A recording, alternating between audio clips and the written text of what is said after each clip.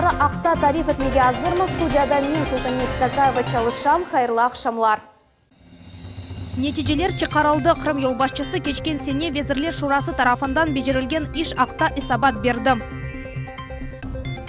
Базыда эко bu ана баба olmak için екені фурсаттыр. Енді bu программа ОМС полисы бойынша да çalışа. Rahatsızlаған меселе Жанатай койының сәкенлері yollar keyfiyetine şikayet eteler. 9-cı қатқа арабачықнен ve ağır şeylerinin көтерілмек çalışmаған лифтлер проблемасы çok қатлы evlerde yaşaganlarını rahatsızlay.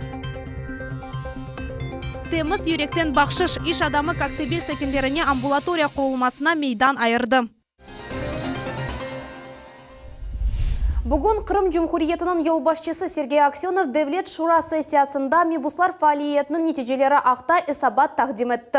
Епісі tafsilatlarını bizim muhbirimiz bile. Қырым парламентінде Devlet Şurasының sesiyası keçti. Tedbir devlet gimlerinden başlandı. Bugün Kırım için mühim kun. Tamam 5 yıl velisi Kırım parlamentinin yanında olup geçken vakayalar yarımadının tarihini deniştirdiler. Kırım yolbaşçısı Sergey Aksyonov Kırım bağrının temelinde turganlarından biriydi. Bugün 2018 senesi ve umuyen 5 yıl içindeki Vazirler Şurasının işi hakkında mebuslar günde çıkışta bulundu. Наши успехи вынуждены признать даже враги. Построены ключевые объекты новой транспортной и энергетической инфраструктуры. Это прежде всего Крымский мост, трасса Таврида, новый аэровокзальный комплекс международного аэропорта Симферополя, который получил имя Ивана Константиновича Айвазовского. Это энергетический мост и новые электростанции Таврическая и Балаклавская. Ушли в прошлое проблемы, связанные с энергодефицитом, с ограничением транспортной доступности, которые тормозили развитие экономики. Обеспечено сегодня стабильное водоснабжение. Завершена интеграция республики в экономическое, правовое, социальное, гуманитарное пространство Российской Федерации. Создан прочный правовой фундамент республики. За 5 лет в Государственный совет внесено в общей сложности 818 законопроектов. Bundan gayrı Kırım yolbaşçısının federal maksadlı program amelge köçürüvünün neticeleri ve 2019 senesine planlar ақта hikaye etti. В прошлом году на реализацию ФЦП выделено около 70 миллиардов рублей. Это более чем на треть превышает уровень 2017 года. Исполнение ФЦП по итогам 2018 года составило 93%. Реализовано в общей сложности 186 объектов и мероприятий. В этом году на реализацию федеральной целевой программы в сфере ответственности Совета министров запланировано около 92 миллиардов рублей. Nizare ciddileşmesine bakmadan bazı obyektler boyunca federal maksadlı programa becerilir müddetleri ömürge geçmedi. Причина срывов сроков в основном прежняя. Это длительное проведение конкурсных процедур, некачественная разработка проектной документации, недобросовестность подрядчиков, а также судебные разбирательства, связанные с расторжением контрактов. По каждому отдельному случаю проводится служебное расследование, выявляются виновные. Уволены чиновники, которые допустили срыв сроков и не справились с поставленными задачами. Kırım hakimiyeti Prezident Emiravi Cumhuriy programmalar amelge köçürülüğü boyunca işini devam etti. Bu programmalar milletlere muhabbetlik temelemesine yolunla. 2019 senesi bu maksatlarga 2,5 milyard rubleden ziyade para ayrılgandır. За 5 лет более 500 семей из числа реабилитированных народов обеспечены собственным жильем. Материальную поддержку на завершение строительства индивидуального жилья с 2015 года получили 420 человек. Решен вопрос земельных самозахватов, который на протяжении 4 лет был источником социального или политического напряжения, инструментом в руках провокаторов. Принято решение о выделении земельных участков 4355 гражданам из числа реабилитированных народов. Почти 3700 граждан получили удостоверение о праве на меры социальной поддержки лицам, пострадавшим от политических репрессий. Cumhuriyet başı hocalık içimlik ihtiyaçlarını Kırım'daki su bütünlüğü kaplağına akta yükün çıkardı. 5 yıl içinde regional su ambarlarına 200 milyon kubometre su çekilgen idi. Hasan Abibulayev, Hasan Zivadinov, Millet Telekanalı. Hoca olmak şerefli olmalıdır. İş stajları 3 yılgaca ve yaşları 35'ge olgan mütehassıslar koşma regional tazminatlar elde edecekler. O 5000 rubleni teşkil edecek. Bu hafta Cumhuriyet yolbaşçısı Vezirler Şurasının reisi Alla Pashkunova ve Tahsil, İlim ve Yaşlar Veziri Natalya Goncharova'nın geçirgen iş görüşüvü devamında belli oldu. Bundan da gayrı gelecek senegece tahsil ve sağlık saklav sahalarında çalışkan mütehassıslar için mesken almak için sertifikatlar берілуі программасы işlep çıkarılacak. Необходимо разработать меры поддержки наших педагогов, молодых педагогов в основном, то есть это касается не только сельской местности, а с тем, чтобы все-таки молодежь в данном случае шла работать в школу учителями, то есть не боялись этого, то есть знали, что на зарплату молодого учителя можно прожить. На сегодня у нас разработан нормативный правовой акт, постановление Совмина, вот проект мы принесли вам на подпись, по части увеличения молодым специалистам выплаты отдельной региональной в размере 5000 рублей с апреля месяца текущего года. Кырымдaki тибби муэссиселерінің федераль стандартларына еткізежеклер. Бұл мақсатларға 1 миллиардан зияде пара айырылacak. Бұл ақта Қырым елбасшысы Сергей Аксенов хабер етті. Бұның бірлікте 5 ел давамында екімлер беңден зияде земаневи донатмалар әлді еттілер. Чоқ муэссиселерде есе капиталь тамир ішлер бережерілді. Ахмеджетте құрылайатқан чоқ профилі тибби меркез Русияде ең земаневилерден бірі олacak. Базы қоранталар üçün суни шекілді бала доғырмақ екене бір фұрсаттыр. Енді эко-амелиятыны ОМС полисының ярдымынен yapmaға мүмкін. Бұл процедура не дәрежеде кереклі, о анаве бала сағлығына насыл тесір еті. Бұл суалерге жевапларыны Сабрия Алимова біле. Ана баба олмақ бұ бұйық бақшыштыр. Ләкін еркезге балалы олмақ енгіл, дегіл. Бұға эко-процедурасы ярдым еті. Бұ елі Қырымда 800 қоранта. ОМС программа бойынша эко-процедураны yapmaға ниетлене. Яны доған Амелияның бірінші бағыруы. Бақтылы ана бабаның елінде яны доған евлятлары Альфия Янбекова көз яшларыны зорнен тұта. Яш ананың янында екімлер болуна бала доғывынен хайырлайлар. Екімлер айтқаны кыбы қадын озы доғырды. Ләкін базы яш аналар балачықларыны эко ярдымынен тапалар. Альфия озы де бұ ақта чоқ шей біле. Да, в прошлом году моя знакомая воспользовалась процедурой ЭКО по ОМС и родила девочку, и она стала счастливой мамой. И она ничем не отличается от других мамочек. Эко-процедурасы энді бұтынлей бедава олғанына Ялта Сакина Алия Усманова да біле. Қадын екінші сефер ана олды. Ләкін оның қыз қардашы эко етмеге қарар алды. Алия, скажите, пожалуйста, вот как на свет появился ваш ребенок? Естественным путем? Да, наш малыш появился естественным путем. Все природно. Вот. Ну, есть еще система ЭКО. Я знаю, у меня сестра планирует тоже по этой системе иметь ребенка. Сейчас вот проходит процедура, все подготавливающие, и через пару недель уже начнется пересадка. Қырымның бір қач клиникасында эко-процедурасы ОМС полисы ярдымынен yapалар. Сигорта олмаса бұ 200.000 рублелік амелияттыр. За пределами Республики Крым в прошлом году, в 2018 году, у нас провело лечение 38 супружеских пар, которые данные у нас есть. А на территории Республики Крым провело лечение, прошли лечение почти 500 супружеских пар, которые вот мы направляли на лечение. Процент наступления беременности около 30, это в принципе считается таким нормальным целевым показателем. Эко бу біріншіден тедавилиновдардей екемлер. Бала доғмасына кедер еткен проблемлер арасында қадынларының чешет хасталықлары ола біле. Соңғы еллары бу хасталықларының жедвели артты. То, что касается рака шейки матки, то это своевременное исследование клеток эпителия шейки матки различными методами, в том числе и методом жидкостной цитологии. Если говорить о нашем регионе, то сегодня следует подчеркнуть, что доступность этой помощи реально увеличилась, в частности, количество маммографических исследований молочной железы или ультразвуковых исследований стало более доступным. Бүгінгі күнде Қырымның девлет клиникаларында земаневи донатмалар бар. Оларның ярдымынен хасталықларны эвелден анық етмеге ве оғынны алмаға мүмкін. Екімлер бұның üçün поликлиникаларға барып профилактик бақылаулардан кечмек керек деп айталар. Сабрия Алимова, Владислав Кравцов, Меллетичон. Эршей ерінде, Эрмени базар шерінде экологик вазиет керекли критерийлерге уйгун. Бу акта Жумхурият елбашчысы хабер етті. Сергей Аксенов техноген қазанын эсас себеплері оларақ Украина тарафындан япылған су қамачавыны ве кечкен сене Қырымда олған құрғақлықны белгіледі. Эрмени базар шерінде темізлев иншатларының құручылығы бойынша лейха смета весекаларының ішлеп чықарылығына енді 17 миллион рублей айырылды. Лейханы федераль мақсадлы программаға қошмаға ниет етелер. Ишлер екуленмесінің тахмини мүддетті 2020 сенесідір. Арби ватан перверлік мевсімі башлайета. Ахмеджетте жесірлік ашлаған ойын кечтім. Жумхуриятымыздың мектеплерінден келген талебелер мұнда күрешмеге ве арби азырлықның yüksek севиесіні көстермеге келділер. Ярышлар насыл кечкені ве бұ ойын осиятқан несіл үшін не қадар мұйым олғаны ақта Мухаммед Зикиряев девам еті. Jenk oyunu el uruşuvandan başlandı. Zanımızca bu en muhim çıkış, en yaxşı askerler ateş athan silahını ustalıqnen holda tutup, olğanlarını ve bıçaq yaralarından xurçalagan priyomlarını gösterdiler.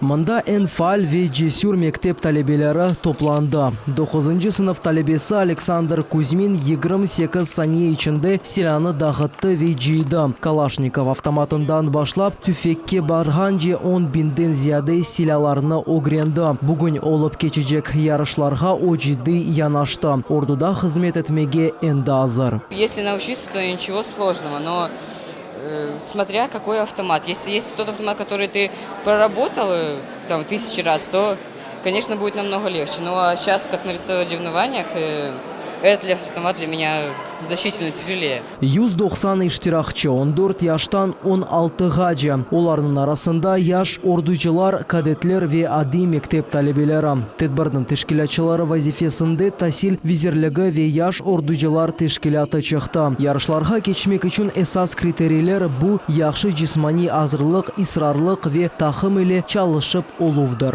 Я уверен, что эта школа даст им возможность, потому что они сегодня школьники, завтра они выйдут в взрослую жизнь, готовыми быть к любым негораздам, к любым перипетиям, любым вызовам, которые будут ставить перед ними задачи жизни.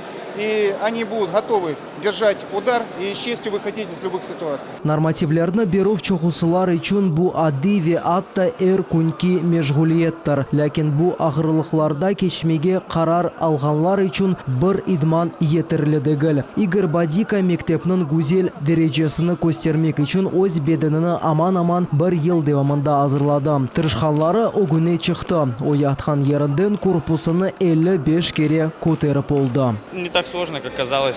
Целая минута нужно на максимум сделать. Пресса. То есть последних раз 10, наверное, было самое тяжелое. Первых раз 30, наверное, легче все равно. Bizim televizyon grupamız da Arlyonik adlı oyunda iştirak etti. Biz Kalashnikov avtomatını 50 saniye içinde dağıttık. Birinci kere için bu yaxşı netice. Xırımның akimiyeti yaşlar hem akıl hem cismani cihette inkişaf etmeleri için hepsi şaraitlerini yaratan. Muhammed Zikiriyev ve Vitaliy Golubev millet için. Siyasi sançı Ukraynada prezident olmağa istегенлерінің қошусында фаворитlerden birisi Yulia Tymoshenko Petr Poroshenkoға nisbeten impeachment başlanğanı aqta bildirdi. Büyük firqasının yolbaşçısı Ukrayn ordusunda buyu hırsızlıklar aqta neşir etilgen neticelerge adden aşır açulana. Bu cinayetler Poroshenko'nun yanında olğan memurlar tarafından biçirilgeni zan etili. Tymoshenko'nun fikrine göre böyle hareket devletke hainlik boyunca Jinayi kodeks maddesine oğray. 15 adam yerinden көчірілді ve 3 adam kurtarıldı. Kirişteki yangınға oğrаған çok kvartiralı evni kurtarıcılar söndürüp oldular. MЧS idaresi berген malumatқа көре fevkalade vaziyet 9 katlı evnin 2 odalı kvartirasında yüz berdi. Yangının meydanlığı 30 kvadrat metrini teşkil etti. Tutuşunun sebepleri ekspertler tayinley. Tek zarar ketirildi. Ahmedjit rayonunun Janatay koyunun sakinleri bozuk yollarga şikayet eteler. Eski dağılgan asfalt arabalarga zarar ketiriyor. Elektriknin basımı alçak olğanı sebebinden ise turmuş teknikası koyu. Sakinlerin müracaatlarına tek vadelerinin cevap verirler. Böyle adaletsizlikle kureş aqta bizim nevbette levhamız. У вас чище намного, вы вверху, а мы внизу, как отстойник получается. Ачуланган ерлі сакенлер өз меселелері ақта тариф етелер. Не асфальт бар, не yol işaretlері. Қасабаның меркези соқаға жөнықлы алды. Ямы на очень опасных поворотах расположены. Не знающий человек попадет в них в любом случае. Знающий тоже, вот как я каждый день езжу, и тем не менее я попадаю в данные ямы. Александра Шахсин өзі бірқач кері жұмхуриетмізінің yol қожалығына мұражат етті. Кечкенсене язда ваде етілген чуқур тамирны башлаған еділер. Лекін қалған асфальтны парчалаған сон ерлі сакенлер тамиржилерні ичте көрмеділер. Ямочный ремонт не проделывается очень долгое время. То есть это уже не первый год. Они обещают нормально заделать. Ямы не заделываются и только увеличиваются. Невбетеки мұражаттан сон қызға мектуб келді. Yol кечкенсене көзде тамирленмек керек адам. В 2019 году обратились, но ответ еще нам не поступил. В 2018 году обращались, частично была отремонтирована дорога, но частично нет. Ремонт производился, но не в том объеме, какой необходим нам был. Тамиратқа айрылған паралар қайда yok olғаны рейс анлатып оламады. Қасабада электрик ағларының реконструкция муддеті ақта да бір шебелі дегіл. Электрик басым пек алчақ. Бұл себептен турмуш техникасы бозула, емде артқач пара төлемек керек ола. То есть это все стоит и денег, и затраты. А получается, электричество расходуется, счетчик крутится, а напряжения нету. То есть вот если чайник электрический должен греться 2 минуты, то 15-20 минут. А это все киловатты. Себеп ескі телернен бағлы ярым асыр девамында кергінлік баяғы артты. Ахмеджет районын мемуриетіне Крым энергойдересінден бойлы жевап келді. Энергетиклер тап кечкенсене реконструкция кечірмеге сөз берділер. Ама электриклер бригадасы бұл ерге тек біз телефон еткен сон февральның 21-де келіп етті. Енді есе трансформатор подстанциясында ішлер алып барыла. Июньнің 1-не же бітірмеге сөз берділер. Фатиме Сейдаметова, Магомед Нестуров, Милет Ичун. Evde lift olmasa bala arabachығының 9-cı қатқа көтерелмекнің имканы бармы? Яда насыл етіп сақат инсан тышқа чықармақ керек? Ахмеджетте ерлешкен чоқ қатлы evlerinin бірінде сәкенлер айны бойлы қиынлықларға раст келелер. Мевзуны мұхбирымыз Энвер Аблязиз девам ете. Кичкемецкая соқағында ерлешкен бұл чоқ қатлы evde лифт тап 97 сенеден берлі çalışмай. Оны ким ве не вақыт бозғаны ақта белі дегел. Вот на этом месте должен стоять лифт. Но его здесь нет. Нет ни кнопок. Ну, тут уже просто все заделали. Видно, что не вчера. Ну, как бы должен стоять лифт. Все предусмотрено, но его нет. Почему-то. Вот все ходят пешком. Бұл evde сақат инсан яшай. Сонки сефер отышқа 2 ел evvel чыққан еді. О вақыт она етішкен оғлы ярдым етейді. Я его не могу вывести на улицу, потому что лифта нету. 2 года в мае будет, он не видит белого света вот так. Что там творится? Вот так вот. Лифт очень нужен. Сәкенлер бұл еллар девамында бір топ кият топладылар. Эпсі бош жаваплар. У нас куча отписок и в Совет министров, и к депутату, и ну вообще во все структуры, наверное, и в прокуратуру, ну везде, куда только можно было, мы везде писали, а получали только одни отписки. Қырымдаки чоқ қатлы evlerde yaşagan сәкенлерінің ярыдан зиядесі лифтлер çalışmağını meselesinin çekişeler. Resmi malumatқа Kore yarımadada 2000'den ziyade lift бар. Onlardan 1,5-25 yıldan ziyade kullanıla. Ну, за 2015, за 2017-2018 годы заменено 366 единиц лифтового оборудования. В 2019 году в краткосрочном плане еще 43 единицы. Gümrük Birliği'nin teknik reglamenti boyunca gelecek sene fevral ayında eski liftler değiştirilecek. Mesken Kommunal Hocalıgında yetiştirmek gerekmezde pişandıralar. Есть реальная возможность выделить деньги и поменять 900, но это существенное такое количество, которое, конечно, очень поможет крымчанам, потому что лифт, мы знаем, это очень опасное такое, очень опасный механизм, который в каждом доме есть. И есть такие трагические случаи, поэтому очень важно их поменять как можно быстрее. Bu senin sonuna 900 lift değiştirilmek gerek. Onu yetiştirmek için ise kommunalщикler günde 3 lift kabinası yerleştirmek gerekler. Enver Ablязиз, Владислав Кравцов, Руслан Минаев, Милет için. Эйе ишлер японыз. Иш адамы Дмитрий Тюкаев тамам бойле шаар алтында чалыша. О ерлі сәкенлерге бақшыш етіп амбулатория құрылмасы үшін 200 метрлік ер бағышлады. Бойля мираметлік Ақтанев бетте келев хамыз.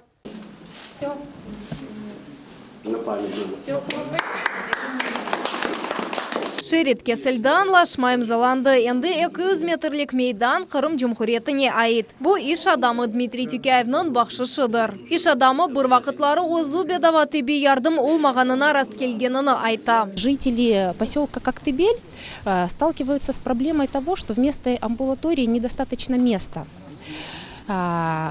Учитывая то, что мы все люди, и мы с этим можем столкнуться в повседневной жизни, независимо от того, то ли это собственник бизнеса, то ли это простой человек. И глядя на мир глазами другого, Дмитрий Владимирович Тюкаев решил принципиально для себя устранить эту проблему с нехваткой помещений. И именно поэтому наша организация дарит в Республику Крым, Министерство здравоохранения, помещение площадью 200 квадратных метров. Малахит адлы тибби меркез шахси мулкиеттір. Оденіз ялысында құрылған. Бұл ерде иш адамы әслі башлы ве имканлары сынырлы олған адамлары үшін пансионат açmaға ниет ете. Екінші қатта Коктебель сәкенлері үшін поликлиника olacak. Поселок расширяется, строится. Здесь в этой зоне идет массовое строительство отелей для отдыхающих, так и частное строительство. Поэтому для своевременного, качественного оказания медицинской помощи, для доступности медицинской помощи здесь будет открыт филиал и будут размещены соответствующие службы, которые будут непосредственно заниматься обслуживанием в курортный сезон. Поликлиникада күндізлік стационар olacak анда енді ең яқшы кімлеріні желпеттелер. Бұндан да ғайра әжелі ярдым қызметінің геже күндіз невбетчілігіні тешкіл етмеге планлаштыралар. Бір күнде бұл ерде 30 адамға қызмет көстерілежек. Земаневи донатманы язда ерлештірежеклер. Мында текерлі сәкенлерде гүлде курорт қасабаның мұсафірлері де ilk ярдым алмақ үшін мұраджат ете білелер. Фатиме Сейдаметова, Севиля Меметова, Эльдар Заитов, Милет үшін. Біз сізлеріні күн Қырымның ең актуаль хаберлерінен таныш етеміз. Егер сізні бірде-бір меселері атызласам, яда ичтимай жеттен мұйым ирешмені солса, біздің қызметімізге хабер етіңіз. Телефон номерамызны ве электрон адресімізні экранларыңызда көресіңіз. Бүгін бұл эпосы хаберлер Милет телеканалындан айрылмаңыз, хайырлы ақшамлар.